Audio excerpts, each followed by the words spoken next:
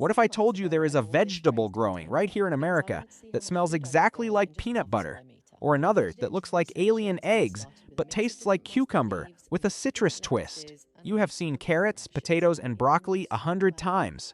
But what about a root so packed with protein it once sustained entire tribes through brutal winters?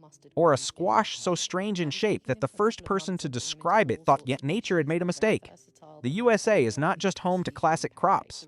It is quietly growing some of the most bizarre, beautiful, and delicious edible plants on the planet, hiding in heirloom seed catalogs, regional farm traditions, and the backyards of people who never stopped growing the strange stuff. Today at EverGreen Home Living, we are uncovering 10 of the strangest vegetables growing right here in the United States. Plants that will make you look at your garden and your dinner plate completely differently. Item 1. Jerusalem Artichoke, Helianthus tuberosus. Despite the name, the Jerusalem artichoke has nothing to do with Jerusalem and nothing to do with artichokes. This knobby, ginger-like tuber is actually a sunflower relative native to eastern North America, cultivated by indigenous peoples long before Europeans arrived, and possessed of one of the most deceptively complex flavor profiles of any root vegetable in American horticulture. Raw, it is nutty and crisp, often compared to Waters chestnut or jicama. Cooked, it transforms into something silky and rich, perfect for velvety soups and roasted sides. Above ground, it grows into a towering yellow-flowered giant exceeding 10 feet. Below it hides a tangle of lumpy pale tubers that thrive in poor soil with almost no care. There is, however, a catch. The inulin fiber that makes it diabetic-friendly also makes it notorious for spectacular digestive consequences, earning it, among chefs, the indelicate nickname of fartichoke. Item 2. Groundnut, Apios americana. From the sunlit fields of the Jerusalem artichoke, we dive into the forest floor, where one of America's most nutritious native foods has been hiding in plain sight for centuries. The groundnut, also called Indian potato or hopness, is a native North American legume whose twining vines trail across shrubs and trellises, with clusters of fragrant reddish-purple flowers that smell faintly of violets. Below ground, it produces chains of small brown tubers ranging from marble to golf ball sized, starchy and nutty, with a flavor combining the earthiness of potato and the creaminess of chestnuts, and nearly triple the protein of a conventional potato. When the Pilgrims arrived at Plymouth, groundnuts literally saved them from starvation. Both the tubers and the seeds are edible, making it a rare two-in-one staple. Researchers and permaculture practitioners are now working to domesticate it as a sustainable crop for marginal soils. Most Americans have never heard its name. Team 3, Kohlrabi, Brassica oleracea var. With a bulbous stem hovering above the earth like a pale green UFO surrounded by leaves shooting outward like a crown, Kohlrabi is perhaps the strangest looking member of the cabbage family and one of the most rewarding vegetables a home gardener can grow. German immigrants brought this curious plant to America in the 1800s, where it thrived in Midwest cool climates and embedded itself in Scandinavian and German-American food traditions across Minnesota and Wisconsin. Slice into its tough exterior, and the crisp, juicy flesh inside delivers a sweet, mild flavor somewhere between broccoli stem and apple. The entire plant is edible, from the alien-looking bulb to the tender leaves, which taste similar to collard greens. Unlike most vegetables, its edible portion is neither root, fruit, nor leaf, but a swollen stem that develops just above soil level. Available in green and vibrant purple, it creates an otherworldly sight in any garden row. Item 4. Cushaw Squash, Cucurbita argusperma. From the geometric oddity of kohlrabi, we enter the world of heirloom vegetables with a shape so distinctive it looks designed by a folk artist rather than grown by nature. With its long, curved neck and striped green and white skin, Cushaw squash resembles a gourd that took a wrong turn during development. This heirloom has deep roots in American Southern cuisine, particularly in Louisiana, Tennessee, and the Carolinas, thought to have originated in Mesoamerica and adopted into U.S. gardens centuries ago for its remarkable pest resistance and tolerance of brutal summer heat. Its flesh is golden, mildly sweet, and less watery than most pumpkins, making it ideal for pies, soups, and casseroles. Many Southern bakers insist it makes a far superior pie to ordinary pumpkin. The vine grows aggressively, producing large fruits reaching up to 20 pounds that store through winter without refrigeration. In Appalachia, some families still call it Tennessee sweet potato. Item 5. Ramps, Allium trichocum. From the southern fields, we enter the misty mountain hollows of Appalachia, where a vegetable so pungent it has been known to close schools when children brought it. For lunch, emerges each spring from the forest floor with the confidence of something that knows exactly how much people want it. Ramps might look like dainty scallions, but these wild leeks pack a garlicky punch that announces itself to everyone within 20 feet. Native to the Appalachian Mountains and parts of the eastern U.S., ramps are among the most sought-after forage vegetables in America, commanding extraordinary prices at fine dining restaurants and farmers markets where they appear briefly each spring. For centuries, indigenous tribes and Appalachian communities relied on them as a cleansing, nutrient-rich tonic after long winters. Everything is edible: leaves, stems, and bulbs. Some states now restrict commercial harvest as wild populations face pressure from their own surging popularity. Item 6. Nodding onion, Allium cernum. While ramps announce themselves with bold aromatics, our next vegetable captures attention with elegant form rather than fierce scent. With delicate arching stems and clusters of bell-shaped pink flowers that nod toward the ground, the nodding onion looks more like a wildflower than a vegetable.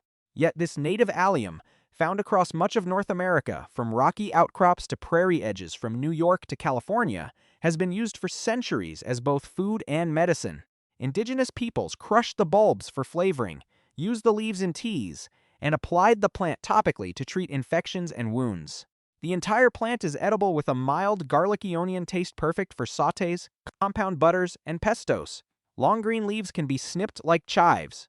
The flowers themselves are edible, adding color and mild pungency to summer salads. It thrives in dry soils and full sun and attracts bees, butterflies, and hummingbirds simultaneously. E-Team 7. Sechium eduole. You might have passed chayote at a market without a second look. Pale green, pear-shaped, slightly wrinkled, with a gentle furrow down its center, it does not exactly shout for attention.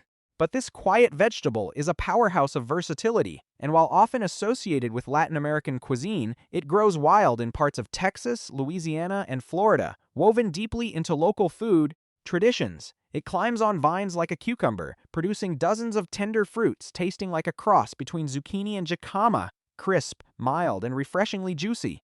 Slice one open and find a single large edible seed faintly tasting of almond when cooked. Virtually the entire chayote plant is edible. Fruit, seeds, shoots, leaves, and the tuber-like roots that develop underground. In Cajun cooking, it is called merleton and stars in holiday casseroles, stuffed with spicy shrimp and breadcrumbs. A New Orleans Thanksgiving tradition unlike anything else in American food. Item 8. Wild mustard greens, Brassica rapa and species. Spicy, sharp, and completely unapologetic, wild mustard greens are not for the faint of palate, and they grow like weeds in open fields, gardens, and even sidewalk cracks across the entire United States because they are, in fact, weeds. Brilliant yellow flowers dot the landscape in spring, creating spectacular golden fields in California wine country and along highways from coast to coast. Early American settlers foraged them for flavor and nutrition, and today they remain a staple in southern kitchens and survivalist circles alike. The leaves carry a peppery bite that intensifies as the plant matures, ideal for braising, sautéing, or tossing into bold salads. Rich in vitamins A, C, and K, and loaded with antioxidants exceeding those in most cultivated greens. The seeds are harvestable and grindable into homemade mustard, connecting a kitchen condiment directly to the land it came from. You do not have to plant them. They show up uninvited, ready to cook. Item 9. Corn salad, Valernelle locusta. Corn salad grows on no corn. It has nothing to do with corn whatsoever. This delicate, nutty-tasting green, also known as mâche or lamb's lettuce, was a common winter green for early American settlers, forming low rosettes of spoon-shaped leaves that stay tender even in chilly weather. Though originally brought from Europe, it naturalized across parts of the U.S., especially along the East Coast and Pacific Northwest, where it thrives in cold soil, when virtually every other salad green has given up. Thomas Jefferson grew it at Monticello, noting its reliability through Virginia winters.